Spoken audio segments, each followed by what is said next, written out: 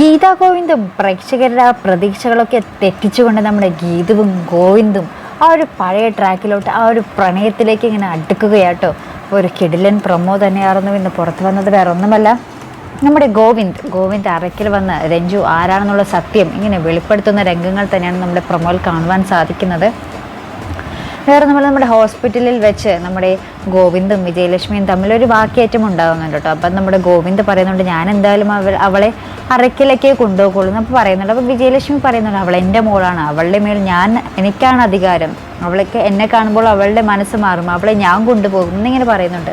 അപ്പോൾ ഗോവിന്ദ് പറയുന്നുണ്ട്, ഒരിക്കലുമില്ല, ഇതെൻ്റെ വാശിയാണെന്നും പറയുന്നുണ്ട് കേട്ടോ. ശേഷം നമ്മൾ അറയ്ക്കൽ ചെല്ലുമ്പോൾ നമ്മുടെ രാധികാമ്മ ഇങ്ങനെ ഗോവിന്ദിൻ്റെ അടുത്ത് ചോദിക്കുന്നുണ്ട്, നീ എന്തിനാ അവളുടെ കാര്യത്തിൽ ഇത്ര വാശി പിടിക്കുന്നേ, ഞങ്ങൾക്ക് തുല്യരായി കാണാൻ നിന്റെ ആരാണവൾ എന്നിങ്ങനെ രാധികാമ്മ ഇങ്ങനെ ദേഷ്യത്തോടു കൂടി തന്നെയാണ് നമ്മുടെ ഗോവിന്ദിൻ്റെ അടുത്ത് ചോദിക്കുന്നത്. അപ്പോൾ ഗോവിന്ദ് ആ ഒരു സത്യം വെളിപ്പെടുത്തുന്ന രംഗങ്ങൾ തന്നെയാണ് നമ്മുടെ പ്രൊമോയിൽ കാണുവാൻ സാധിക്കുന്നത്. ഇത് കേൾക്കുമ്പോൾ തന്നെ നമ്മുടെ ഗീതു ആകെ ഇങ്ങനെ തകർന്നടിയുന്ന ഒരു അവസ്ഥയാട്ടോ. ഈശ്വര, ഇത്രയും ഇങ്ങനത്തെ ഒരു റിലേഷൻഷിപ്പിനെയായിരുന്നു താൻ മോശമായി കണ്ടത്, മോശമായി സംശയിച്ചത് എന്നൊക്കെയുള്ളൊരു ആ ഒരു മാനസാന്തരം ഗീതുവിൽ വരുന്നതും, ശേഷം ഗീതു ഗോവിന്ദിൻ്റെ അടുത്ത് ആ ഒരു മാപ്പപേക്ഷിക്കുന്നതും, ശേഷം ഇവർ തമ്മിൽ ആ ഒരു പഴയ ഒരു പ്രണയം പൂവിടുന്ന രംഗങ്ങൾ തന്നെയാണ് നമുക്ക് കാണുവാൻ സാധിക്കുന്നത്.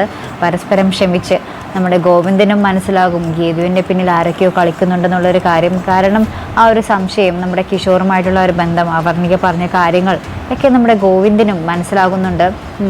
ഗീതു അതിൽ എന്താ പറയുക, കുറ്റക്കാരിയല്ല എന്നുള്ളൊരു കാര്യം നമ്മുടെ ഗോവിന്ദന് മനസ്സിലാകുന്നുണ്ട്. അപ്പോൾ അങ്ങോട്ടും ഇങ്ങോട്ടും ആ ഒരു കുറ്റങ്ങൾ മനസ്സിലാക്കി ക്ഷമ ചോദിച്ച് ആ ഒരു സ്നേഹം, ആ ഒരു പ്രണയം തുടങ്ങുന്നൊരു രംഗങ്ങൾ തന്നെയാണ് നമ്മുടെ പ്രൊമോയ്ക്ക് ഒടുവിൽ കാണുവാൻ സാധിക്കുന്നത്.